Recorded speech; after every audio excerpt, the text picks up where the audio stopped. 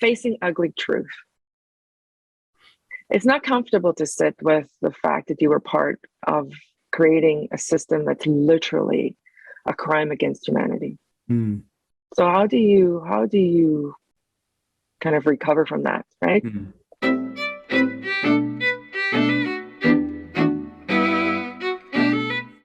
Hi, this is Frank Schaeffer, and this is my podcast, In Conversation with Frank Schaeffer. And today we have a guest that I'm very interested in talking to for a whole bunch of reasons, which will become clear here in a moment. Her name is Idelette McVicker. She is the founder and president of She Loves Media Society, which we will talk about. She's also the author of a book. The title is Recovering Racists, Disarming White Supremacy and Reclaiming Our Humanity. And if I understand it right, Idelette, you are originally from South Africa. Is that correct? That's correct. Yes, that's exactly it. And where are you like sitting? Where are you sitting right now? Right now, I am in Surrey, British Columbia. So it's week. So I've learned to honor the indigenous lands, right? So I'm sitting on the unceded territories of the Kwantlen, the Semiahmoo, and the Stalo nations. And so I'm just honored to be here. Yeah. So this is Canada. I'm in Canada on the You're in West Canada. Coast. How long have you been living in Canada, and what brought you to Canada? 22 years and love. Yeah, I was living in Taiwan at the time.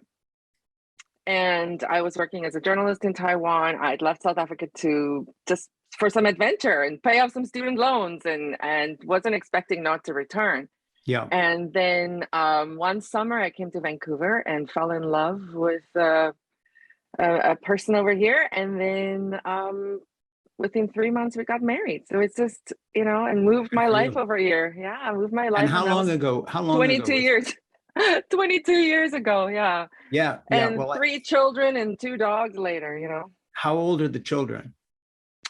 I have a 19-year-old, a 17-year-old, and today is my son's birthday, 15. Yeah. Oh, that's great. Yeah. That's really terrific. Now, did you marry a Canadian? I did, yes. Yeah, he was born and raised in this area, in fact. So he hasn't moved a lot. I moved continents, and he was kind of a local boy. So yeah. That's really lovely. And are you in the home that you've been in the whole time since you got married, or have you moved around a little bit? We were in an apartment, in a condo when I first moved here. We lived in Richmond, and then 19 years ago, we moved into this home.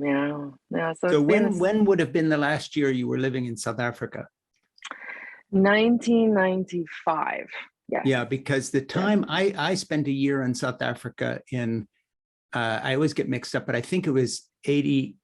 It might have been 87 to 88, or it might have been 88 to 89. It was a couple of years before Nelson Mandela was released. Yeah. Okay. So and I was living in Johannesburg, and then also in Namibia on the Southern coast in Swakopmund. But where were you from? So I'm from Paarl. So it's about an hour outside of Cape Town. And those were very exciting times. So we're now the prison that Nelson Mandela was released from was about 10 minutes from my home where I grew up, and I lived my whole life in that home. So and what were your parents? What kind of people were your parents in terms of what was their background, and how long had they been in South Africa and so forth? Yeah, I mean, so my parents were both teachers, and I guess they were born and raised in South Africa as well. So like we go back, I think my dad's family goes back to the 1700s in South Africa. Last time I went back, I traced our first ancestor who came from the Netherlands, and went and stood on some land where there's literally just a tree left. But I went and stood under this tree to just to kind of think about what happened and part of my story, right? Would this be someone who came out with the, Dutch East India Company, or what would have been? Do you know the family history at all? Yeah, I'm trying to learn, right? And so I believe he was a blacksmith who came to Cape Town, and was working. He was not part of the. I think it was an effort from the Dutch East India Company to populate Cape Town, like the Cape Town area, right? So kind of made it attractive for people to move there from the Netherlands. And so he he had bought land, and today it's the area called Woodstock. Yeah, so it's an interesting, if you look back at that. So 300 years of being in South Africa, right? Yeah, and then are your parents living, and are they still in South Africa? I have one parent living. My father passed away last year. I'm sorry. Yeah, thanks. And then my mom is still there. Yeah. And how old would she be, and what kind of health is she in? She's in her 80s, and she's doing okay. She's doing okay. She's she's aging. She's just been diagnosed with Parkinson's, and so that's kind of the things you don't think about when you move to the other side of the world, right? So that's the hard stuff. That's the really hard stuff, right? So so we talk every day. Yeah. And that's kind of how you try and reconcile that, right? And do you have siblings in South Africa, or is your mom it in terms of immediate family? I do. I have a brother, yes. And is he nearby her, or where does he live? So he's also 2 hours away from her, right? And so it's interesting because the diaspora of like the kind of the white kids, right, who have left South Africa. And then you see the parents who's, like so many parents, my mom is in a seniors home. So many of the people there, their kids are in Australia, New Zealand, wherever, like kind of have left, right? So it's an interesting, I kind of write about that. I was like, I don't know if it's good theology, but I wonder about the cost, the cost when the land kind of purges. Right. I don't know. I don't know if that's good theology or not. Yeah. When you were growing up, were you, was the family that you were in, or the people you knew, sort of Reformed Dutch Calvinists? Were they not religious? Did they go to church? What sort of a background was it? That's exactly it. Very, very like Dutch Reformed. So for me, for our community, so I'm an Afrikaner, right? So for our community to be an Afrikaner actually meant you're also a Christian. And you're Dutch Reformed. So people outside of those outside of those categories, we're also slightly marginalized within the Afrikaner community, I would say. But it's sort of this assumption: if you're Afrikaans, you're Dutch Reformed, and you're a Christian. It's like this sort of built-in thing, right? Yes, definitely Calvinist. That was what I was raised on, what I was confirmed in, all of that stuff, right? So that was the background. And as your views had changed, did your parents sort of stick with the Afrikaner Reformed tradition, or did they rethink it at some point, or how did that evolve in terms of your relationship with your own family, in terms of your views now? They have stuck pretty much with the Dutch Reformed view. They have evolved in ways of relationship as my world has expanded. Right. I would introduce them to my friends. Right. And so in those ways, they traveled with me. Like they would come like visit me in Taiwan. They came to Canada lots. And then who's they? Who was doing the traveling? My parents would then travel, right? Both of them? Both of them at that time, right? So as they came lots to visit us. And so that was great. And so you could see them soften over the years. It was really, really beautiful. And just to kind of see a different world, how, South Africa was so rigid in so many ways, the racial segregation, right? Yes. And to kind of be in a different world was so good for them. And I watched them soften, but, sometimes it's hard to change old ways, right? Yeah, of course. What was your dad or your mom doing to make their living during the time of your growing up? And what sort of a home were you in terms of, were you in the town or were you out? Was it a rural situation? Right. My parents were both teachers. Yeah, you mentioned they were teachers, but were they teaching when you were a child, both of them? Yes. So my mom was a preschool teacher and my dad was at a high school. Okay. And we lived in a moderate neighborhood, and was very stable, kind of in terms of just kind of security in terms of in the home, right?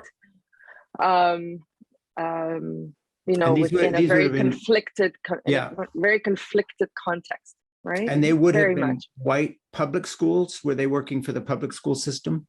Yes, so very much like my whole school My whole school career was all white. You know, I learned this last time when I went back to South Africa for my dad's funeral. I learned that when school started integrating, my dad was the first to, at that time, he was attending the principal. Yeah. Or the acting principal. And he was the first to bring in a kid of color, like a student of color, and worked hard to make that happen. And so I was like, I didn't know that about my dad. Yeah. So I'm hoping that those were some of the things that, you know, kind of influenced. You know, you never know kind of what influenced it, but that he worked hard for that. So I was grateful for that, you know. What about his heart definitely softened. Is your brother older or younger than you?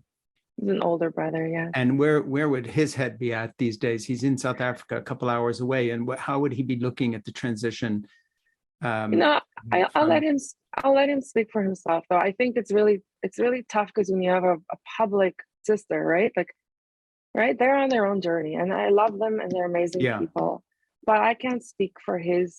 You know, I would be putting words into his mouth. But let me put it a different way. Is this a topic that you avoid discussing? And I have a personal interest in this beyond just questioning you for the book. In that I came out of an evangelical Reformed background, right, and I left it. Yes. And I started writing novels about, you know, thinly veiled autobiographical works about coming of age stories in this missionary family. And they're quite lighthearted works of humor. But for instance, when the first one was published, I had one sister who didn't speak to me for 7 years for having quote unquote betrayed how we grew up. So my interest in talking to you about this is personal. I'm just always interested in how people journey into a new way of belief or thought. And so that's the context of my question. Yes.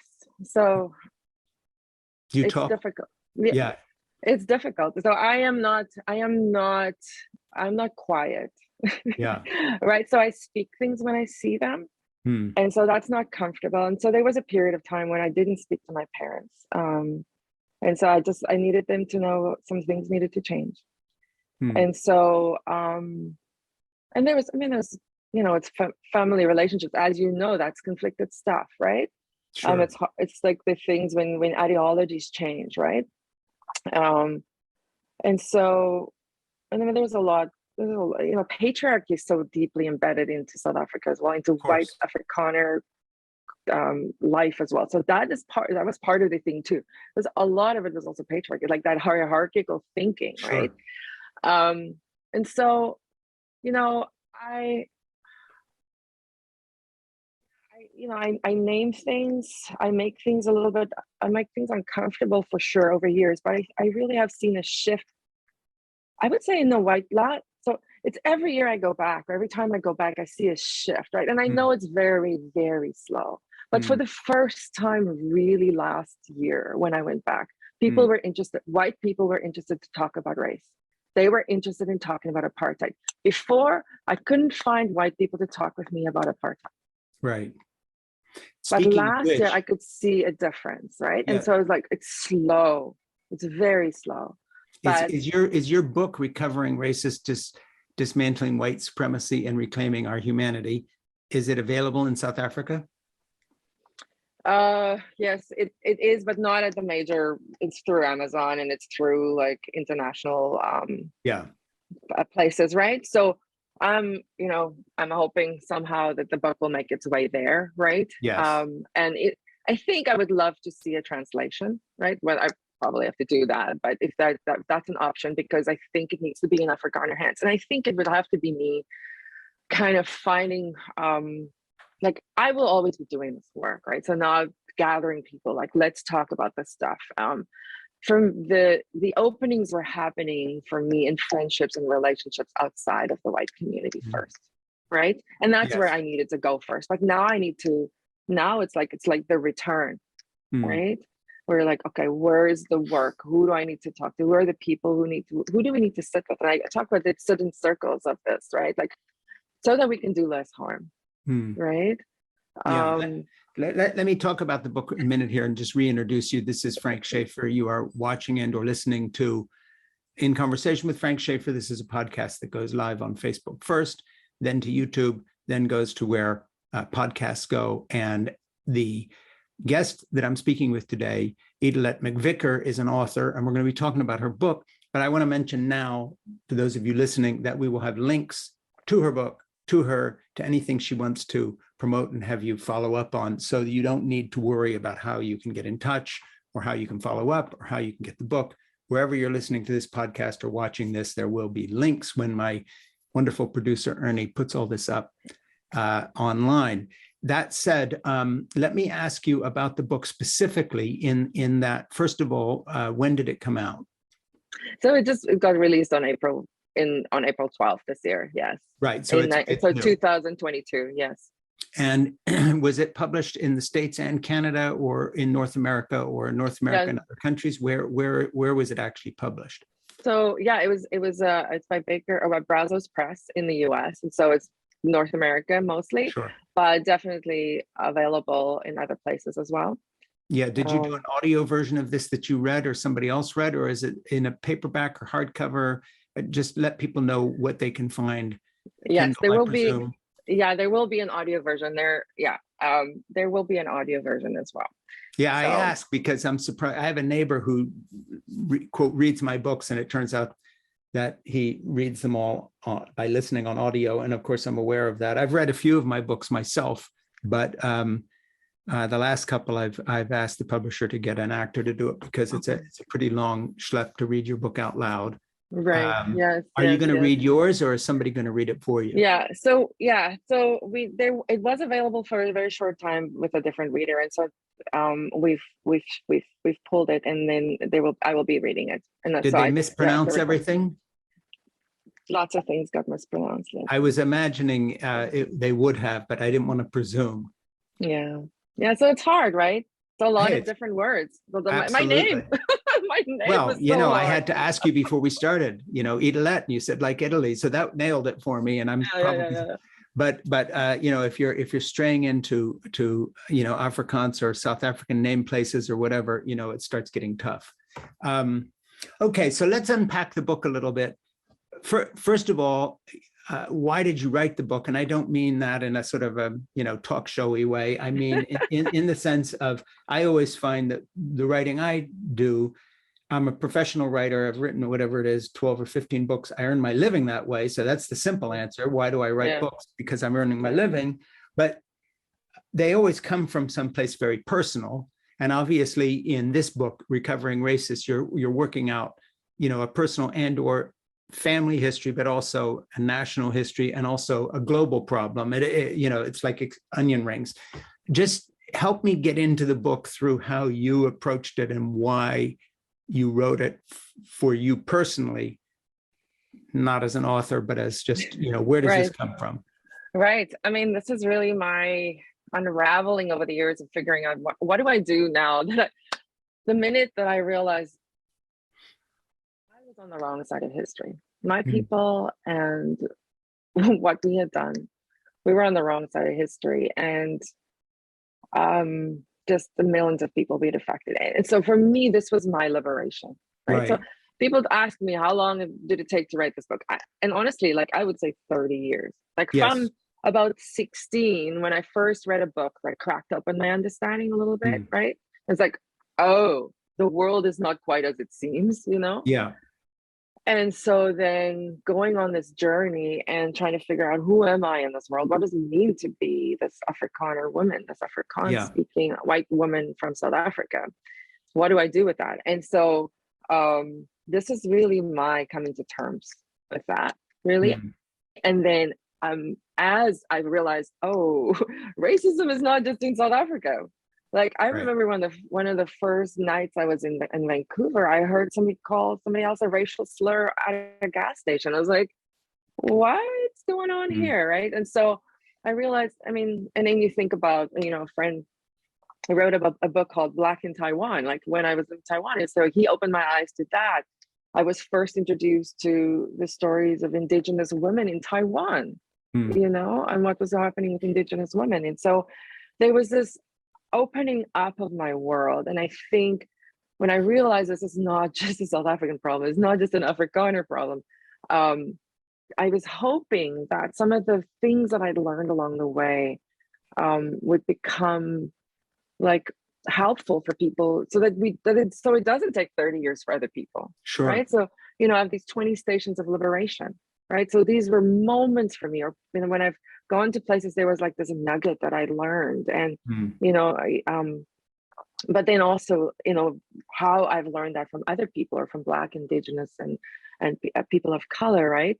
And so then bringing that in that place. So, in many ways, I wrote myself out of a platform with this book, because, I actually don't want people to invite me to speak. Right. It's this very difficult place. And yet it's the thing I needed to do, because it was for my liberation too. Yeah. And your own background. Right? Do you happen to have a copy of the book handy right there?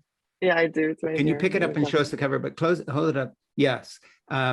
Because we are, openly promoting this book and telling you to read it. That's awesome. Thank you so much. And we really want people to read Recovering Racists, about recovering racists and shattering the lies of white supremacy. It's an important message. And I'm going to ask you to hold it up again in a minute. But okay, no problem. Just take me through the book as if you and I were sharing a cup of coffee on an airplane, and we have 10 minutes before the plane lands. And I've suddenly realized that you've written a book I'm interested in. I said, tell me what's in it. And I mean, literally just tell me about the chapters, how it breaks out, what the content is. We've sort of talked about why you wrote it.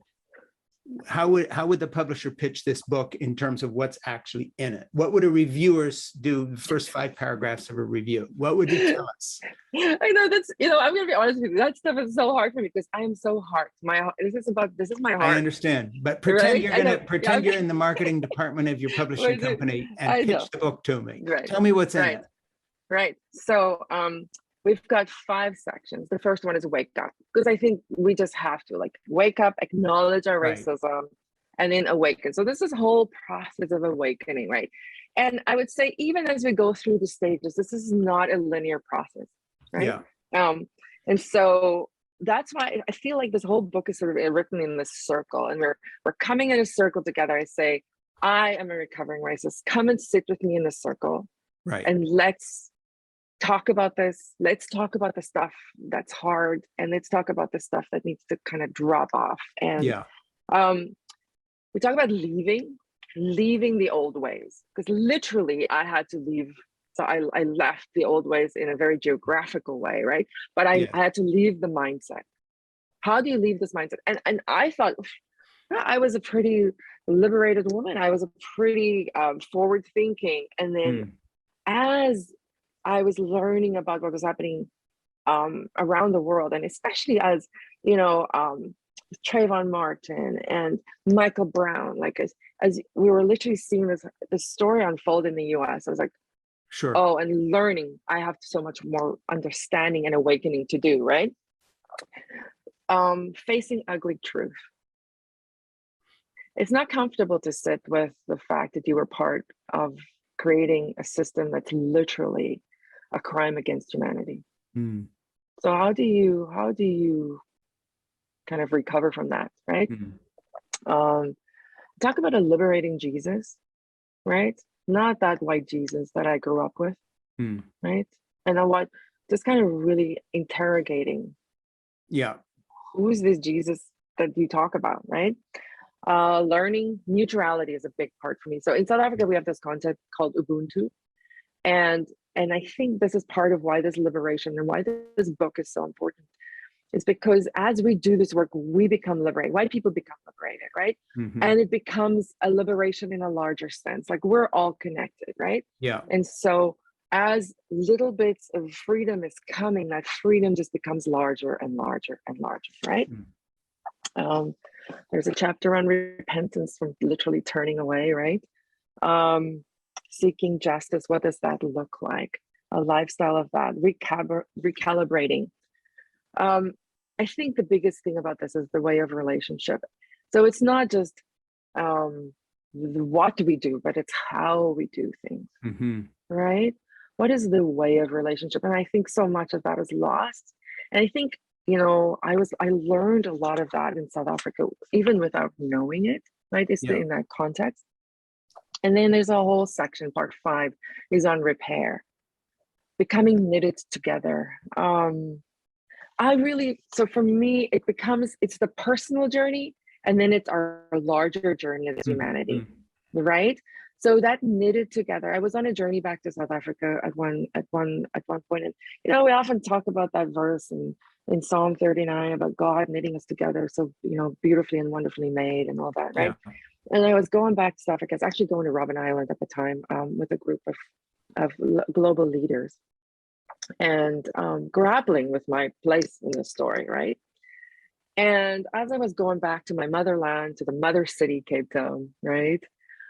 I was starting to read that. I was reading that psalm sitting in London airport and realizing that there's this other thing that's going on, that there is this global story, this global knitting together of humanity, that this consciousness, this very egoic consciousness that we're a part of, needs to crack open. And then we need to become part of this larger story. And doing this very humble work is part of that, right? It's not a success story. Like, this is not a story of, this is not a story of me being a hero. In fact, it's the opposite. Like, how do you do that? Often the faith stories don't kind of tell us that, right? Yeah. So I needed to find ways to grapple with that. We love to uphold the success stories, right? And so this is the story of the other way, right? And it's a very humble way. It's how can we use power for good? What does it mean to decolonize, right? Like, and then the last chapter is really reclaiming our humanity. I think this whole journey for me has been about reclaiming my humanity. And I watch people do that as we grapple with this, like becoming their full selves, right? Like owning our identity. For me, a lot of this was walking through shame, right? And then when I faced my biggest shame, the ugliest thing I didn't want to talk about, the thing I'd rather not say about who I am in the world, right? Yeah. But as I faced it and made it very public, it's like, this is the thing, right? Yeah. Then it becomes a liberating story. And it's this, then you feel the joy. There's this, the fullness of the fullness of being human, man, right? So the story is really, it's coming through a dry desert. Did you ever go through the dry desert Karoo in South Africa? Well, I was in the Namib and it drove. Oh, right. Remember, I was on the Skeleton Coast. So yes, I did deserts. Right. So it's kind of this desert landscape that I'm thinking about. And then I'm imagining as we move through it, when the rain comes, right? The life that springs forth. Sure. Right. So for me, it's really that the desert was a very big metaphor of this. And asking that question, can these dry bones live, right? Is it possible for life to come out of this very awful story? Yeah. Right. I have a question that I want to interject there. Thank you. That was great. You took us through very nicely. Hold the book up again. That's what she's talking about. Take a look. Recovering Racists. Okay. So I have a question for you. What is She Loves Media Society? Because you are the founder of that, and the president of She Loves Media Society. What is it? What do you do with that, if anything? What's that all about? I just want to make sure we get to that. Right. Thank you. It's funny, when I moved to Canada, and I was a journalist, a writer, I wanted to create a space where women's voices were heard. I was very involved with gender justice, right? Really, abuse against women, that kind of stuff, and realized so much of women's voices, especially women of faith, women in the church, voices weren't heard, right? Because of these ideas. And so we created a space. Who's we? A group of women. This was an idea, and I was like, I wanted to create a global good news magazine. That was still the language for that time, right? Yeah. And I wanted this global sense. I wanted people to feel our belonging to this large world, right? And so I was like, it can't be North American. Like I want the fullness of like, what does it mean to be human on this earth at this time, right? And so started gathering women's voices and just kind of trying to and created this blog. Basically, it was a website, and then people. And this was writing. When were these beginnings rumbling? This was 2010, 2011, right? Okay. And so they're kind of the high days of blogging, right? Right. And so, but But I think the thing that marked it, like I wrote a manifesto and called it She Loves, the She Loves Manifesto. It was really a call. It's called Let Us Be Women Who Love. And I would say let us be people who love, right? Because now let us be people who love, right? But the idea was, I saw so much gossipy, backbiting, like places that were not safe for, like, so you don't know if the person is safe because you don't know what she's saying behind you, behind your back, right? And I was like, this is not the kind of world that I want to live in. I want to live in a world where I know that the people behind my back are only speaking beautiful about me. They can speak truth to me, right? Absolutely. And we can learn from that. But we want to, and we want to be people who rise up for justice. We want to be people who kind of lay down our sword words, and then kind of painted this picture of this different way of being. And so many people were ready for that. It's like, this is the kind of community we want to be creating. We want to be part of creating, and just found like-minded and like-hearted people. So, since we're not in the age of blogging anymore as much, and now it's all, you know, a word here and there on platforms that get shorter and shorter with less and less content. Right.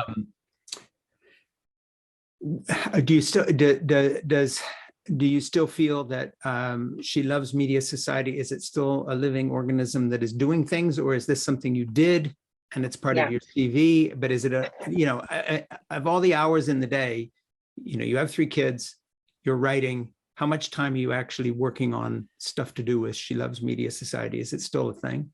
Right. So a lot has shifted. So when all of these things, when the world's, you know, 2016, things shifted again.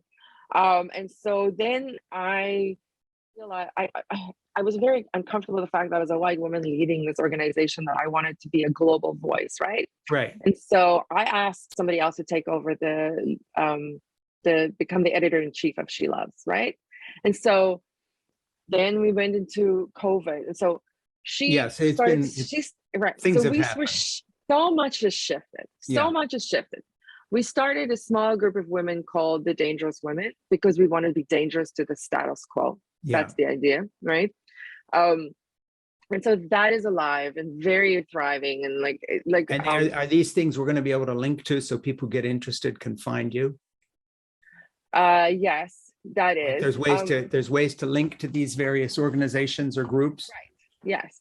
It's all in my bio and my. Well, Ernie will do all this. He knows all those things, right? And where to find it, and it'll be on my website, Idelette.com as well, right? So ways to connect. These things are shifting and changing. There's always, you know, different seasons. So, so because the world's changed, right? So the world wants different things. So we're asking some hard questions.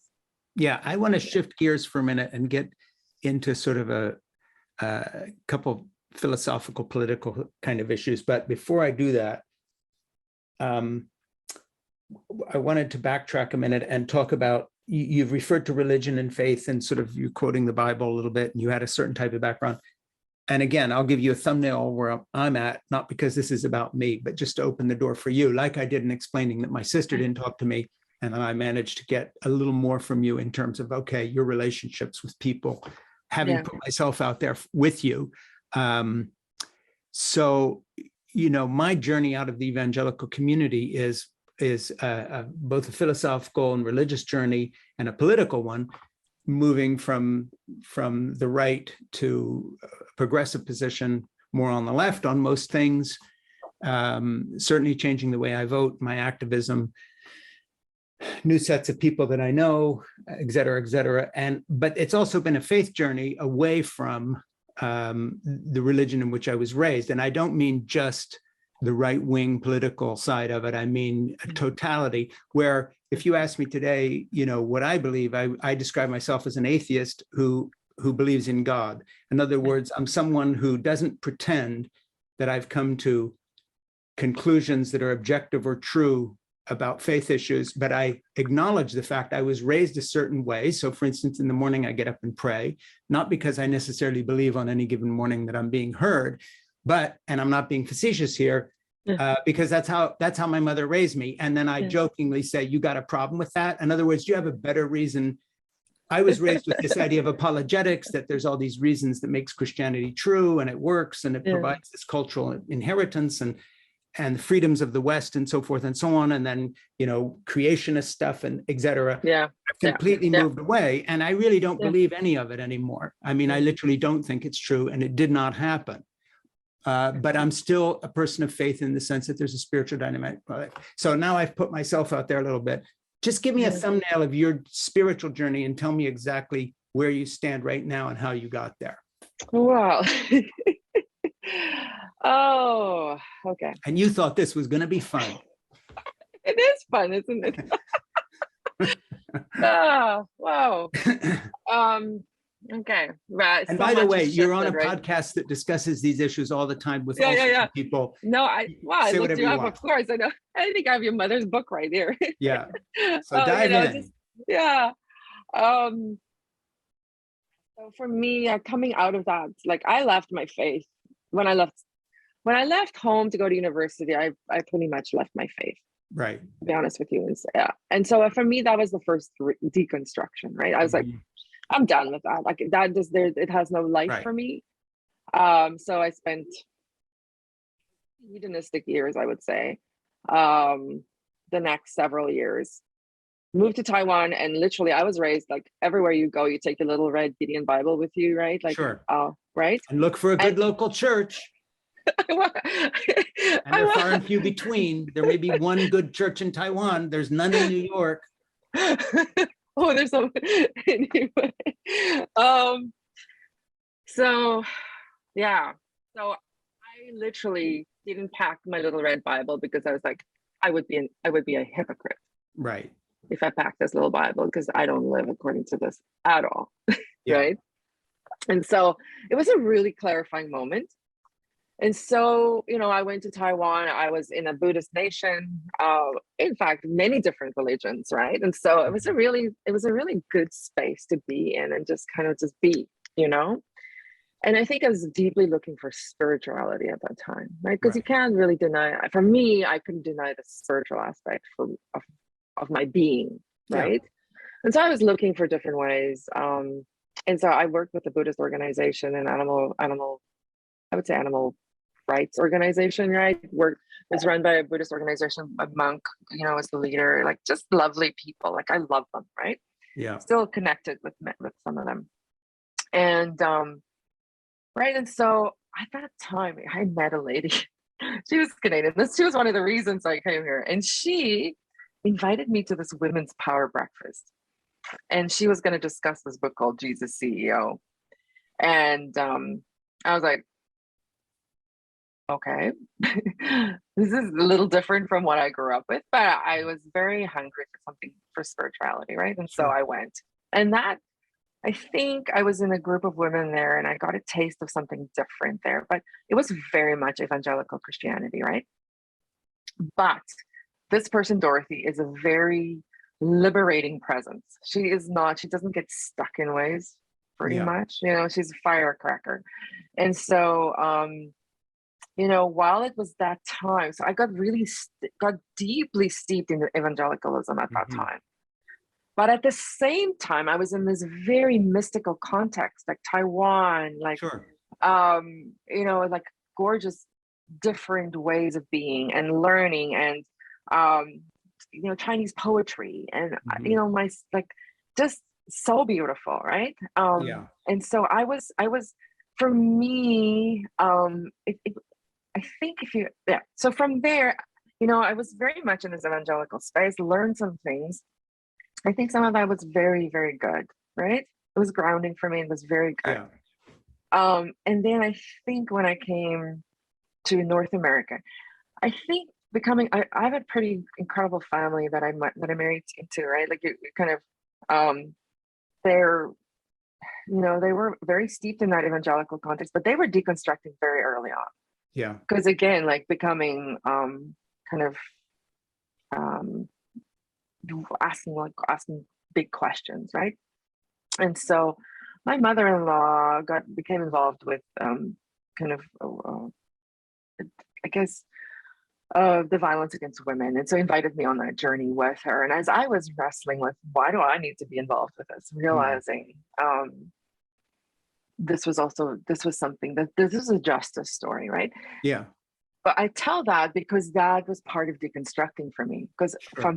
through that, I learned, man, this some of the stuff about male headship and like that is just, this is crap, right? And so so you kind of go into this twilight zone of like, okay, now what I follow, kind of like follow the white rabbit, right? And so you kind of go down and you kind of leave things behind. And I think because I was shaped in a global context, and I've traveled a lot, and I'm not afraid of going to new things and tasting different things, right? Like I'm not afraid. Like and so I find so a lot of evangelical faith is so afraid. Can I interject there and just say, if someone is reading Recovering Racist, Dismantling White Supremacy, and Reclaiming Our Humanity, are they going to go away saying this was written by a kind of liberated progressive evangelical, but nevertheless it is grounded in a spiritual vision? Or are they going to go away saying this is an anthropological, sociological study of racism without a kind of a moral confessional side to it? Or are you just, which is it? Or, the first one, definitely the first one. Yeah, that's what I was fishing for. Yeah. And let me ask you a question on that front. I interviewed a very interesting author the other day. Well, not the other day, a while ago.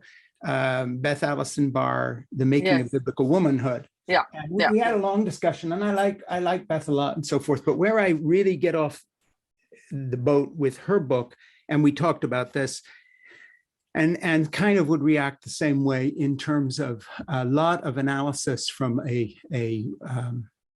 more progressive position.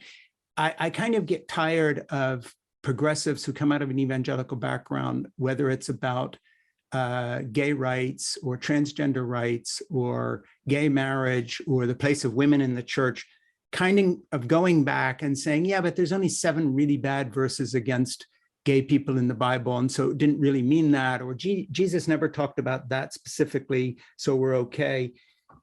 Here's what I'm trying to say. I'm very clear on this. I think the Bible is not only full of historical and scientific mistakes, it has some very horrible prescriptions, out of which apartheid came, for instance, not as an illogical misunderstanding of the Bible. They knew exactly what the Bible was saying. And the problem is biblical theology. So where I get off the boat with a lot of my progressive friends is the way they try to dress up the biblical narrative and civilize it and modernize it, when in fact, the fundamentalists are totally correct on these issues, in not the moral sense, but in the sense that, the Bible really does say that crap about women being silent, not even praying in church, let alone speaking. There's no way to dodge around this by writing a nice book, Making Biblical Womanhood, that talks about, for instance, how there were 19th century women preachers, and so really there was another understanding. Fine, but that's like going back into the history of Germany and not blaming Martin Luther and the Reformation for starting the anti-Semitic process that ends in the Holocaust, and you can't dodge it. It's there in the whole fabric. So my question to you is, as someone who's come through this journey, are you trying to say that somehow within Christianity, your view mirrors your biblical evangelicalism more closely than, say, the far right wing that supports Trump? Or are you saying you've rejected it and this is crap and you've moved on and your spirituality is of a different form? And I know that's a tough way to ask the question, but it's really something I want to know, because I think that's really where the rubber hits the road. And the rest of it is, you got to come to that at some point. Yeah. I think my spirituality is something different. And I think, so an Indigenous friend once said to me, the right wing, left wing, same bird. And I was like, okay. And so some of that, I think I'm trying to figure out a different spirituality for sure.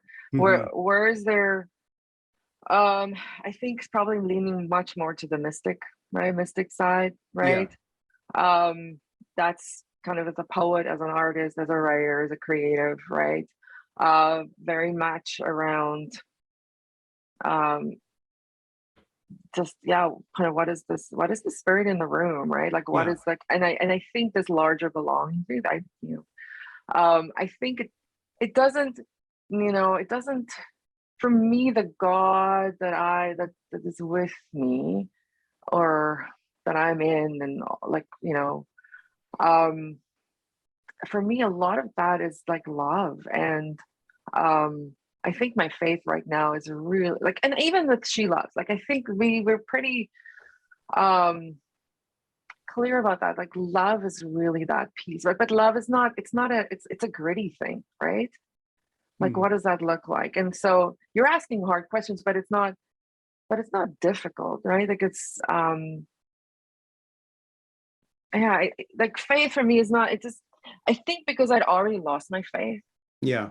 it wasn't such a big deal for me, almost like a second time to go through kind of a deconstruction. I'm dropping a lot of pieces and I'm picking up some, right? I'm holding on to things that are that feel like life. Right? I don't even know if the word true, like for me, it's about life. Where is there life? Where do I see something blossom or flourish? Or where does that, where does it feel like life? You know? You know, the way I would cut to it, and this is just now as if we are, you know, I tend to forget that we're doing a podcast, and I guess that's good. But where I would you know, come down myself is like right now, as I have done with, I have 5 grandchildren, 2 of them are grown, 1 of them's married. I have 3 grown children.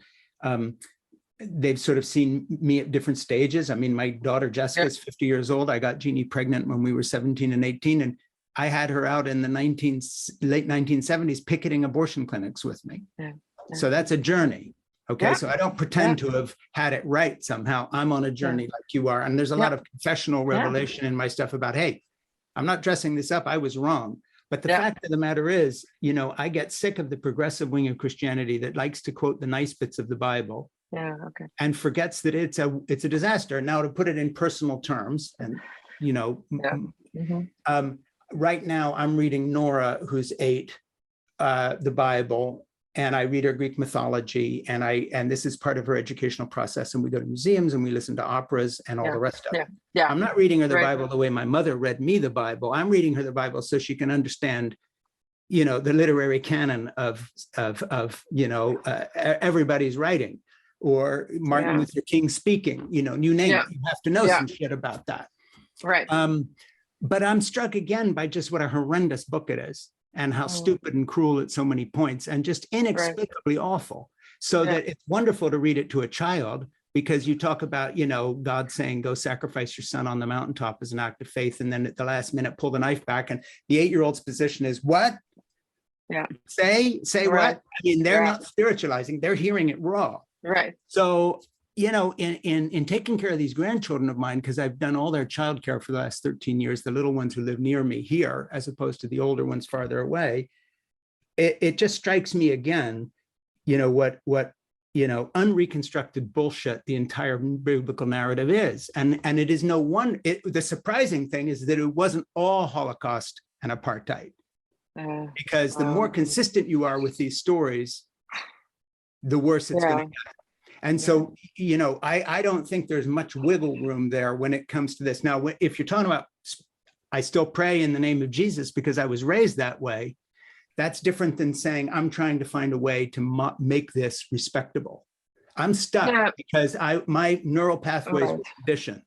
Yes, right. No, and mine, and I admit it. To be honest, and mine too. So many ways, right? So I think the Bible is problematic for me, and it hasn't been a safe book in the last years, right? It hasn't been a safe book to read. But the spirit, I think the language is what's problematic, right? Because now it feels very evangelical, right? So I'm looking for, and I know when I moved from the Afrikaans Bible to the English Bible, it was like liberating, right? Because I wasn't so steeped in that, like all of the baggage that came with it, right? But now I've read it so much, like back and forth in an evangelical context. Like now it's like kind of, it comes with all that stuff, right? And it comes with, now with how the Bible's being manipulated and has been over the centuries, as you say, right? These atrocities. And I think for me, I look for the spirit still. I find it in other readings right now. I have to be honest. Like, I think there's I did. I mean, I use scripture because that was part of my liberating along the Mm. way, right? And this, when things become alive for me, when language is filled with, when the spirit moves something and just shapes something, which just turns a little bit of a different light on Mm. something, right? And there's a life there. Okay, then that's beautiful, right? But right now it's so painful still. It's very painful. Yeah, but the way I Scripture would feels put it about painful. my parents, for instance, and this is a compliment, they were such better people than their theology. Oh, They ran a isn't that kind, open beautiful though? ministry, Yeah, and one of the reasons I left the yeah, evangelical yeah, big time in the 80s and the 90s was yeah. because it compared so badly to the humble little caregiving, lovely open mission. I got Jeannie pregnant when we were 17 and 18. Did they throw us out? Were we castigated? No. They gave us a place to live, treated us like humans, cared for us. We would not still be married today had it not been for the love and compassion of a group of evangelicals that I no longer agree with. Right. Yeah. But if only the actual substance of Christianity matched the dignity and the kindness of so many actual Christians. I am not an enemy of evangelicals. I'm sitting here gobsmacked by how kind and wonderful so many evangelicals are, Right. in spite of this, what if you just look at the hard, cold belief system of what they say, for instance, right. If you don't believe what I believe, you will burn in hell forever, Right. etc. Right. My parents were such wonderful people in that. By the way, I just want to say something that Ernie sent me, and Lisa Sharon Harper, a friend of this show, that's my show, says, awesome. Idelette McVicker has done the work, and that's high praise.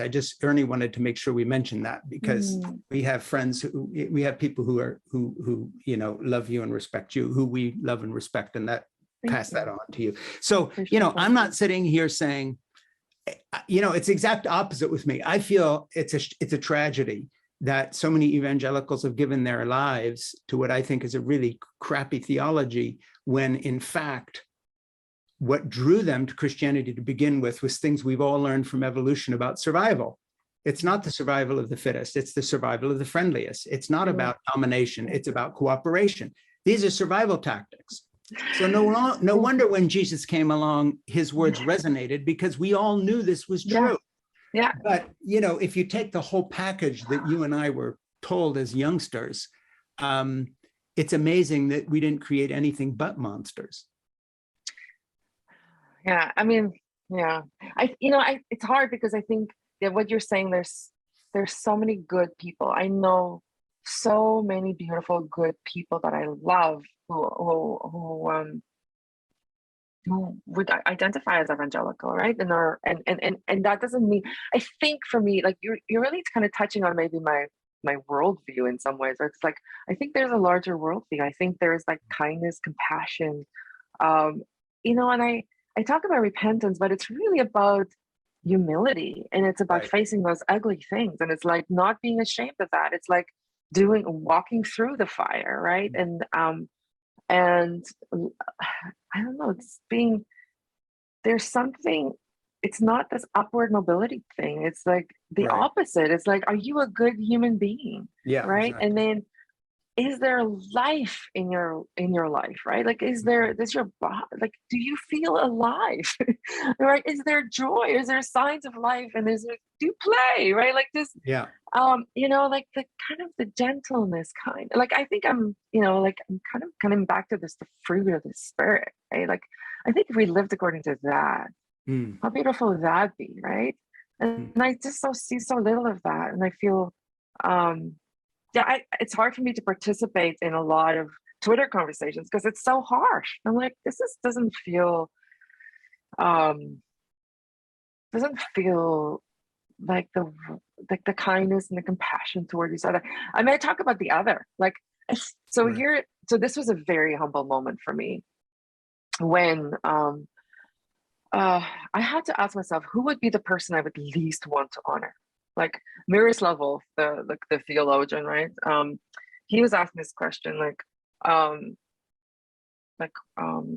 who would you least want to honor? And I immediately, this picture, and it coming out of my South African context, I thought it was like, maybe it would be a different image, and yet it was this image of my own people by the very right wing kind of Afrikaner person, right? Like they're like sort of that very image. And as I grappled with that, I realized, oh, it's because that's a part in me that's unresolved. That person represents the ugly parts of me. Like that is that when you do that work, the Jungian work, when you do the like I mean, I'm reading, like, I love Joseph Campbell, like that stuff, right? Sure. So just, but I had to find a different way of like, okay, this is not the hero's journey. This is a different journey. And yet it's also, we find some kind of treasure here, right? Well, and it's a confessional journey as well. Right. Right. You know, we've got a nice comment from Lynn, who is watching, and she says, hello, as an African-American, your life, your continued transformation, going beyond just awareness, and she has in capital, speaking out to other whites and to other POC. I don't know what that acronym's about.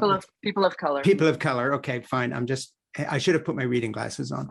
About racism, we all need to actually converse with one another about this. Thank you. Yes. Yes. So that's to you, not to me. Yeah, thank you, Lynn. Oh, yeah. Wonderful. So we're getting a little close to the end here. Let me just wrap it up in a minute by just saying once again, and getting this correct, that we are talking about a book, Recovering Racist, Dismantling White Supremacy and Reclaiming Our Humanity. And by the way, Ernie, I'm speaking to my producer now. Let's make sure that if they're not already in touch, we put Jackie Lewis in touch with our guest today, because Idelette, maybe we come back and do another show with the two of them. That would be a good one, wouldn't it, Ernie? Wow. Oh, wow. So let's get Jackie and Idelette and me. And how about Ernie, you jump in on this too, because Ernie does some of my podcasts with me, and actually he's great. So I want Jackie and Idelette and Ernie and me, the four of us, to do one on this whole subject again, where we're not talking just about a specific book, but this whole subject. And I just want to say, you know, what I really appreciate about your work personally is the confessional side of it. I've had a very different path of confession. Mine comes, and I'll just be blunt, the way I've written it in some things that I've written, you know, that I was essentially groomed from birth to be an asshole by divine right. And what it meant was I came away with the idea that I was in charge. My wife should obey me. I was supposed to discipline my kids. And so essentially I was running a mini apartheid regime, if you want to put it that way, you know, some sort of animal farms. Everybody's equal, but some of us are more equal than others. And that's been a long trajectory. So I totally get this in terms of your spirit. And I think that to the degree that spirituality has value, it is to give each of us the courage to make true confessions, whether we think we're being heard by God or just other people, because there's only one way forward, and that is to be truthful. And I really thank you for being truthful in your book. And I do hope that everybody buys Recovering Racist, Dismantling White Supremacy, and Reclaiming Our Humanity. Hold the book up again, please. Yes, there you are. So I think it's a really good read. And Ernie, let's revisit this one and do something with Jackie. That would be amazing. That would be fun. Yeah. Jackie's a good friend, and we've presented things together from various platforms in different places, and usually to good effect. So I think that would be a great combination, because you're overlapping with some of her issues. You know, anything that I've forgotten to ask you about the book or yourself that you are wishing we had addressed? No, I mean, I think this is a journey, right? This is a journey. It's not an arrival. Like, right. I mean, I wrote the book, but honestly, I will always be on this. I will be. My life is this journey, right? Yeah. And so it's like daily showing up for that, and to not be afraid, right? I think that's the love. Yeah, I mean, yeah, love is just beautiful, and when we kind of can really honor the humanity in each other, right? Like, you can really get that. Each person in front of us is worthy of honor and love, and you know, like I love what you said, because I was like, just stop being assholes, right? Like, just don't be an asshole Christian. Right? Yeah. And I think to be a recovering racist is to be on that journey, right? We try not to be an asshole Christian, right? So Thank you. Well, listen, in conversation with Frank Schaeffer, this has been a live event on Facebook. It will be on YouTube, posted this way. It will be a podcast. We will link to Idelette McVicker. Now I'm screwing up your last name, the easy one, McVicker. And we will post a link to her book, and we will try to have you back on to talk about more stuff. And thank you for responding so charitably to me, pushing you a little bit on some of these issues. We got to talk. So thank you so much. Thank you. Thank you so much. And much love to you and your family and children. And next time we'll talk a little more about them too. Do some more family stuff. Thanks. Thank you very much. Bye.